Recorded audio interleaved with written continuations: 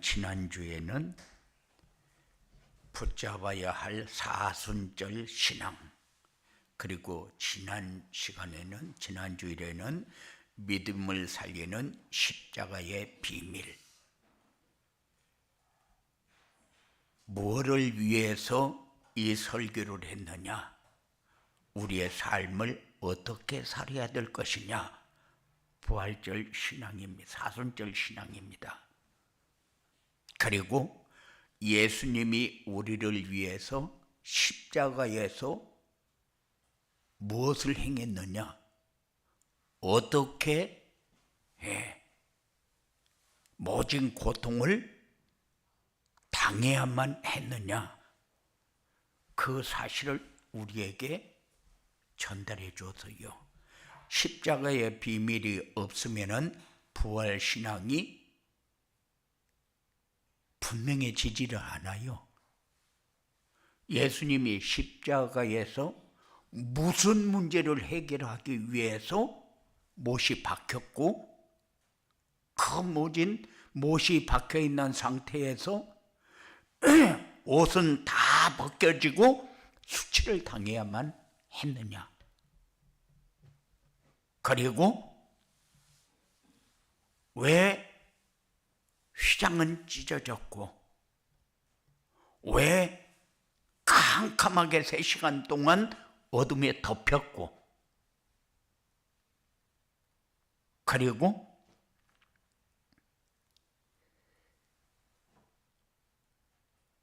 예수님과 약속한 것은 하나도 빠지지 않고 다 성취되어지는가, 그거를 십자가를 통해서 우리에게 전달해 주었어요. 못이 박힌 이유, 우리의 죄목이 예수님 머리에 다 적히면서 이것 때문에 네가 십자가에 못 박힌다. 그래도 우리의 죄의 문제들을 해결하는 길이었어요. 그리고 예수님이 왜 옷을 다 벗기시고 수치를 당해야만 했느냐, 우리가 지은 죄가, 우리가 사는 삶이 전부 이렇게 수치를 당하게끔 살고 있으니까. 그리고 양편 강도는 왜 2명만 세웠느냐, 믿는 사람과 믿지 않는 사람, 따라가는 사람과 따라가지 않는 사람, 거부하든지 받아들이든지 둘 중에 하나. 그래서 양편 강도를 세워서 우리에게 중요한 교훈을 했어요. 네가 믿는 사람이 맞냐, 믿지 않는 사람이냐, 그거를 네가 판단해라, 그 말입니다. 그리고 나서 우리는 어떤 상황이 와도 하나님과 우리의 사이는 끊어지면 안 된다는 거예요. 그래서 우리의 죄를 예수님이 졌는데 그 죄는 하나님하고 완전 분리입니다. 그래서 죄를 가진 사람이 하나님 나라는 갈 수 없다. 죄의 문제가 해결되어지지 않으면은 하나님 나라에 갈 수가 없어요. 그래서 우리가 예수님을 영접한다, 그 말은 어두운 가운데 있던 우리 마음에 빛으로 오신 그분이 오셔서 우리 안에 있는 어둠의 세력을 완전히 제거하는 시간이요. 그래서 죄의 문제 해결하기 위해서 예수님은 십자가에 달리셨다. 그리고 하나님의 말씀은 하나도 빠짐없이 성취되어지는 이유가 뭐냐? 약속의 말씀이기 때문에, 언약의 말씀이기 때문에. 그래서 예수님이 목마르다 하실 때에 물 먹고 싶어서 목마르다 한 것이 아니죠. 우리가 따라와야 되는데, 믿어야 되는데, 승리하는 삶을 살아야 되는데 하나님이 원하는 대로 오지 않는다 그 말이죠. 그래서 십자가의 비밀을 쭉 설명을 하고, 이것 때문에 내가 죽는다. 그래서 가시면류관을 쓰고 손에 못 박히고 옆구리에 창으로 찔리면서 물과 피를 다 쏟으시고 돌아가셨어요. 그게 십자가의 비밀. 그리고 나서 완전히 죽은 것을 보고 아리마대 사람 요셉이 빌라도에게 가서 그 시체를 달라. 그래서 그 시체를 가져다가 돌에 무덤을 만들어 놓은 그 무덤에 예수님을 장사하고, 그리고 돌이 1톤이나 되는 돌을 굴려서 입구를 막았어요. 그리고 왕의 빌라도의 인장을 찍어가지고 임봉을 했어요. 그건 아무도 뜯을 수가 없어요. 그런데 예수님이 그 문을 열고 나오셨는데, 예수님이 문을 열지 않으면 나올 수 없느냐? 아니죠. 그래서 제자들이 무서워서 지금까지 따라다니던 이 메시아가 로마 병정들에 의해서 처형당해가지고 완전히 죽여서 무덤에 묻어버렸는데, 얼마나 예수님이 얘기한 것은 기억이 안 나고 두려움이 앞선 거죠. 그러니까는 골방에 들어가서 문을 잠그고 거기에 있었는데, 예수님이 문 열고 들어갔습니까? 아니요, 안 열고 들어갔어요. 그래서 들어가서 한 말이 뭡니까? 너에게 평강이 있을지어다. 너희들이 왜 나를 버리고 도망갔냐? 너는 왜 나를 몇 번씩이나 모른다고 그렇게 했냐? 이런 거 물었습니까? 아니요. 너희에게 평강이 있을지어다. 몸도 마음도 영혼도 완전히 해결받았으면 쉼을 얻어라. 우리가 신앙생활을 하면서 놓치는 부분이 얼마나 많습니까? 그런데 하나님은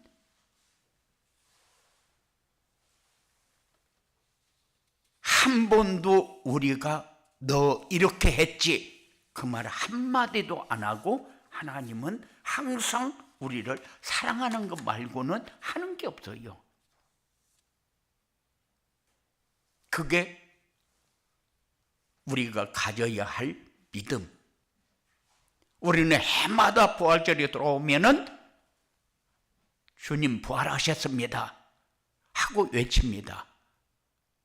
달걀을 나눠주기도 합니다. 왜냐? 병아리가 알을 깨고 나왔다. 그 사실은 그 알을 나눠줄 필요가 없는 건데, 그 부활의 소식을 어떻게 전하는 것이 한마디로도 전할 수 있겠느냐? 그래서 계란을 삶아가지고 거기에다가 예수님 부활하셨습니다 그리 찍어가지고 그거를 또 따뜻한 물에 이렇게 해서 딱 붙여가지고 그래가지고 부활의 소식을 전하지 않습니까? 그런데 우리가 예배 드리고 나가서 부활의 소식을 전하지 못한다면 부활의 소식을 내가 말할 수 없는 사람이라면 신앙생활을 하면서 부끄러운 사람이 되는 거죠. 예수님이 왜 죽었냐? 왜 부활해야 했느냐? 부활하지 않으면 예수가 그리스도인 증거가 없으니까. 다른 말로 하게 되면은 지금 살아계신 예수님을 내가 믿고 있느냐? 그렇지 않으면은 모든 종교가 따라가고 있는 그 신앙생활을 하고 있느냐? 그거를 우리에게 확정시키는 거예요. 우리는 살아있는 예수님을 믿습니다. 나와 함께하는 증거를 가지고 신앙생활을 합니다. 그런데 막연하게 우리는 동전을 던지면서도 내가 복 받을 줄 알고 동전 던지고, 그리고 나무로 뭐를 깎아놓고 거기에다가 이 도금을 하고 나서 그것이 복 줄 거를 알고 거기에다 복을 빌고, 우리는 그런 신앙이 아니잖아요. 그래서 해마다 돌아오는 부활절의 인사처럼 그렇게 신앙생활을 하는 것이 아니라 진짜 가장 무거운 단어가 부활인데, 이 부활이라는 단어가 너무 무게를 잃어버린 채 우리가 살고 있다. 그런데 부활은 인류 역사상 가장 중요한 사건이잖아요. 기독교 신앙의 중심입니다. 그래서 바울은 고린도전서 15장 14절에서 그리스도께서 다시 살아나지 못하셨으면 우리가 전파하는 것도 헛것이고 또 너희 믿음도 헛것이다. 부활이 사실이 아니라면 우리의 믿음 아무 의미 없습니다. 종교인들이 생활하고 있는 그 생활과 우리가 믿는 예수와 똑같은 신앙생활을 한다 그 말입니다. 그렇지만 성경은 부활을 막연한 소망이 아니라 구체적인 사실로 기록을 해놓고 몇천 년 동안 이 성경을 읽고 이 성경을 믿고 따라가는 사람은 한 번도 변화되지 않은 사람이 없어요. 믿지 않고 참고로 읽는 사람하고 다릅니다. 그래서 오늘 메시지를 들으시고 막연하던 부활 신앙이 분명한 신앙으로 바뀌는 이런 축복이 여러분들에게 꼭 있어지기 바랍니다. 2000년 전 예수님께서 십자가에서 숨을 거두신 후에 제자들은 모든 것이 끝났다고 완전히 좌절해 버렸어요. 그래서 3년씩이나 따라다니면서 메시아라고 고백했던 자기 스승이 지금 로마 병정들에 의해서 십자가에 달려서 죽어버린 거예요. 그리고 나니까 얼마나 마음에 아픔이 되겠습니까? 두렵겠습니까? 그래서 꼴방에 들어가서 문을 잠궈놓고 꼼짝도 안 하고 있는 거예요.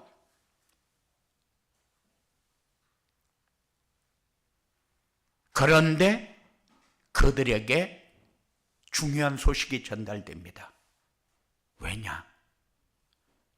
무덤이 돌이 굴려졌고 무덤이 시체가 없어졌다는 거예요.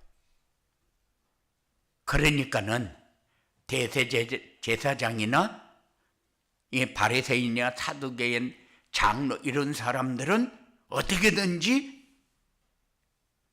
그 사실을 묵인하려고, 그래서 도난설도 얘기하고 기절설도 얘기하고 다 얘기를 합니다.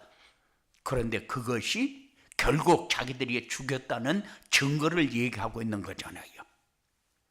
그런데 예수님은 부활하셨다. 그래서 오늘 부활하신 그 증인들을 내세워놓고 예수님이 부활하셔서 지금 살아계신다는 사실을 증거하고 있는 거예요. 뭐 때문에 예수님이 부활하셔야 합니까?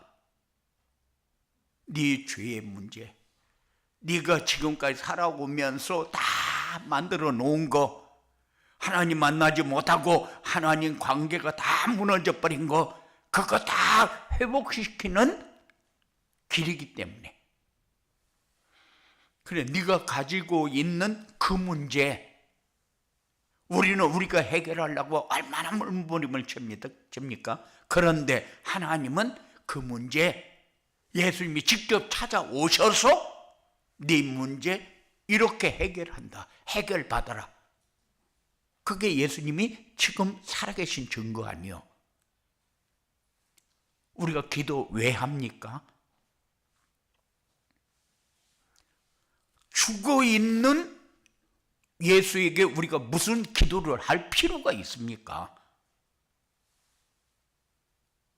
그래서 부활하신 목적이 분명해야 된다. 다 예수님이 십자가에서 죽으니까 끝난 줄 알았어요. 예수님이 예루살렘에 입성할 때에 군중들이 얼마나 환호하고 마치 이제 로마 사람들에게 압제를 당하는 이 모든 것 다 해결해 주실 분이 입성하신다. 그래가지고 길에다가 옷을 깔고 종려나무를 깔고, 그런데 예수님은 평화의 왕으로 입성하십니다. 개선 장군으로 군마를 타고 입성하는 것이 아니라. 그렇잖아요. 그 이유가 로마 병정들을 쫓아내가지고 해결되어지는 문제가 아니니까. 우리의 죄의 문제는 군마 타고 들어와서 해결됩니까? 먹을 것 제대로 먹게 되면 해결됩니까? 그렇지 않으면은 우리가 어떤 상황에 처했는데 그 상황을 해결할 수 있는 길이 됩니까? 안 됩니다. 먹을 거를 줘도 해결이 안 되고, 그리고 아무리 다른 방법으로 우리에게 유익하게 해도 안 됩니다. 그래서 근본적인 해결, 예수님은 십자가에 달려 돌아가시기 위해서 이 사실을 미리서 제자들에게 얘기하고 많은 군중들에게도 얘기를 했어요. 그런데 사실은 마리아와 막달라 마리아가 새벽에 일찍이 무덤으로 달려갑니다. 달려갔는데 보니까 돌 무덤이 열렸고 시체가 어디 가고 없는 거예요. 그러니까 제자들에게 가서 얘기하고, 그리고 제자들이 와서 보니까 없는 거 보고 간 거예요. 그리고 막달라 마리아는 거기 앉아서 울고 있습니다. 천사가 돌을 굴린 것도 모르고. 예수님이 너 왜 우냐? 그런데 예수님의 소리도 듣지 못합니다. 우리가 신앙생활하면서 지금 이렇게 신앙생활하고 있잖아요. 예수님이 말씀을 하시는데 예수님이 말씀하시는 것을 듣지 못합니다. 그래서 라보니요, 예수님의 시체를 누가 가져갔는데 그 시체 어디로 가져갔는데 내게 말 좀 해달라고 그 얘기하고 있잖아요.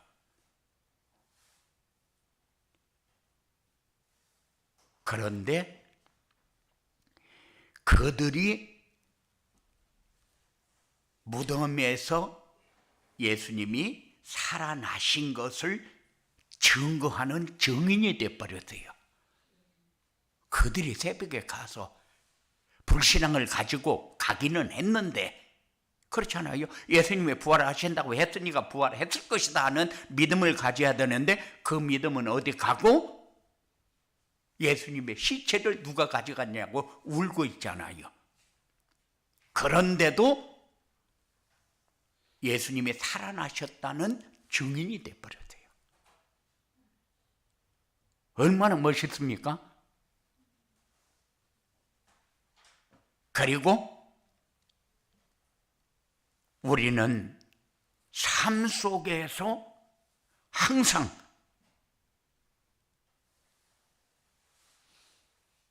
하나님과 나와의 관계가 언제 어떻게 하나님의 소리를 듣고 언제 어떻게 내게 주어진 일을 감당하면서 하나님과의 관계 속에서 승리하는가를 우리는 늘 이게 정리하면서 살아야 돼요. 모든 사람은 죽음에 대한 공포로 평생 종노릇하면서 삽니다.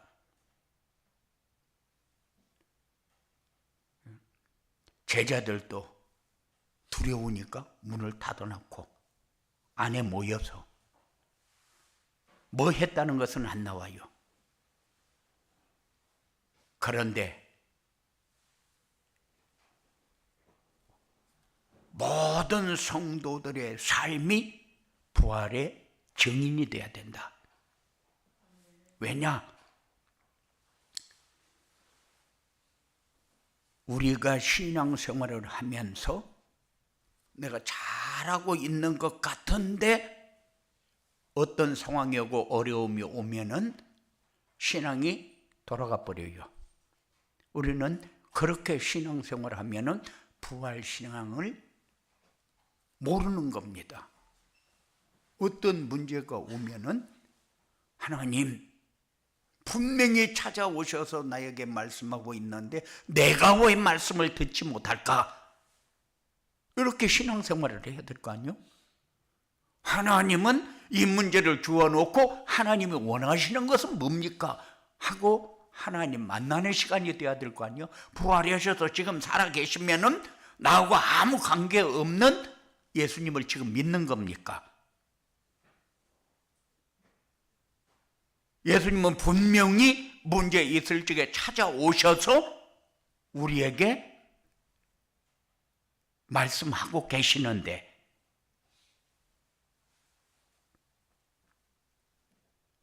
그런데 분명히 부활의 소식은 들었지만은 그들의 마음에는 기쁨보다도 죄책감이 더 커요. 믿어야 되는데 못 믿었다. 분명히 내가 하나님의 자녀인데 내가 이 사실을 하나님과 아무 관계없이 처리를 하고 내가 지금 이렇게 신앙생활을 하고 있구나. 그래서 죄책감에 더 눌려버립니다. 그래서 예수님 앞에 나갈 용기가 없는 거요. 그런데 상황 앞에 서고 두려움이 오면은 우리는 어디로 가야 돼요? 예수님을 만나는 자리로 가야죠. 분명히 예수님은 닫힌 문 안으로 오셔가지고 너에게 평강이 있을지어다. 우리가 힘들고 어려운 것이 문제입니까? 그게 아니잖아요. 그래서 우리의 삶이 뭐가 되어야 되느냐? 삶의 중심이 예배가 되어야 된다. 예배는 부활하신 주님 만나는 길이고 주님이 원하는 거고 주님 앞에 나갈 수 있는 용기가 생기는 것이고 항상 예배 생활을 잘하는 사람은 뭔가 확신이 없어도 증거가 자꾸 나타납니다. 예배 생활을 잘하면 자꾸 물리적인 제한을 받지 않는 항상 든든한 삶이 자신감을 만들어줍니다. 그래서 우리의 삶이 예배가 중심이 되어야 된다. 예수님은 우리가 방에 혼자 눈물을 흘리는 그 눈물도 알고 아무에게도 말 못하고 가슴으로 썩히고 있는 비밀도 알고 입 밖에 내지 못한 질문까지도 예수님은 다 아신다. 우리가 문 열지 않아도 예수님은 언제든지 찾아오십니다. 듣도록 깨닫도록 열어주십니다. 그래서 예배 생활의 승리자와 예배 생활의 실패자의 삶은 다르다. 그리고 기도가 삶에서 생활화되어야 된다. 우리의 상황은 바뀌지 않아도 마음이 비록 바뀌지 않아도 내 마음의 평안은 항상 어떤 상황을 다 이길 수 있는 상황이 되어야 된다. 그리고 도마가지로 손과 옆구리에 넣어보지 않고는 믿지 않겠다. 그런데 만져보고 믿는 자보다 만져보지 않고 믿는 자가 더 중요하다는 거요. 도마는 나는 거짓말로 그래도 믿지 않는다. 나는 확실한 것을 믿어야 되겠다. 그렇게 생각을 하고 나는 넣어보지 않고 만져보지 않고는 믿지 않겠다. 그런데 예수님이 찾아와서 보지 않고 믿는 자는 더 복이 있다, 그렇게 얘기합니다. 믿고 싶은데 믿어지지 않는 사람 있어요. 왜 믿고 싶지 않겠습니까? 그런데 하나님은 성령 받으라. 왜? 너가 해야 할 일이 얼마나 많은데 그 사실을 모르고 아무 힘없이 그렇게 사냐? 그래서 우리의 삶이 믿음의 삶이 되어야 돼요. 그래서 부활의 증거는 빈 무덤이다. 이 여자들은 불신앙으로 갔지만 그것이 예수님이 부활하신 증거가 되었어요. 그리고 닫힌 방에 모여있는 제자들, 이 사람들은 두려워서 방에 숨어 있지만은 이들이 예수님이 죽었다는 사실을 증거하는 증인들이요.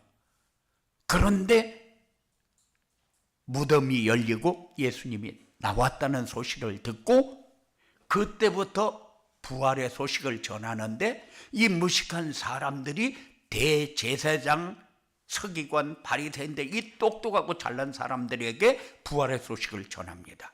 사람이 완전히 변해버렸어요.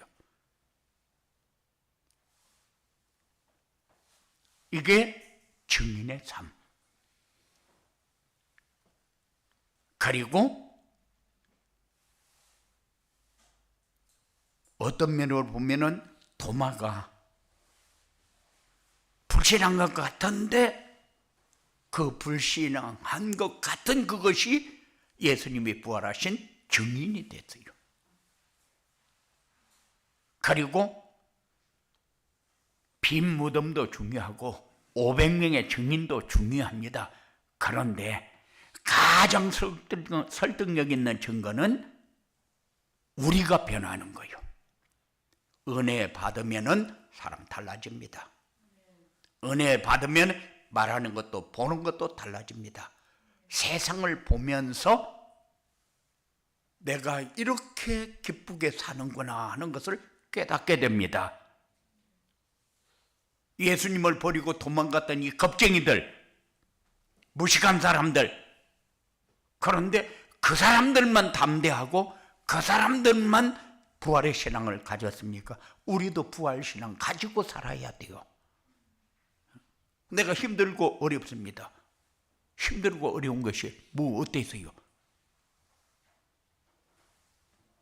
때에 따라서 그래요.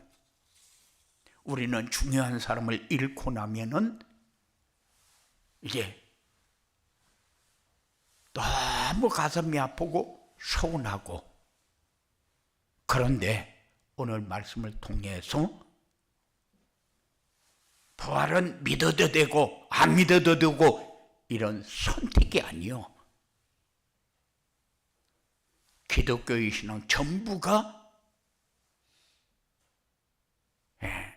이 한 사건에 다 걸려 있거든요.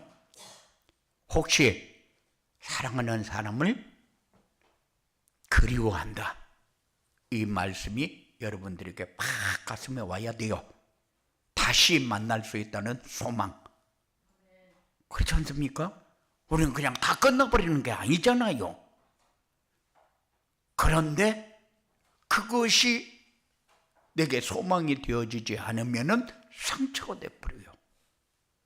상처가 되면은 자꾸 사단이 역사합니다. 그래서 부활신앙으로 승리하는 여러분들의 삶이 되어지기를 주님의 이름으로 축원을 드립니다.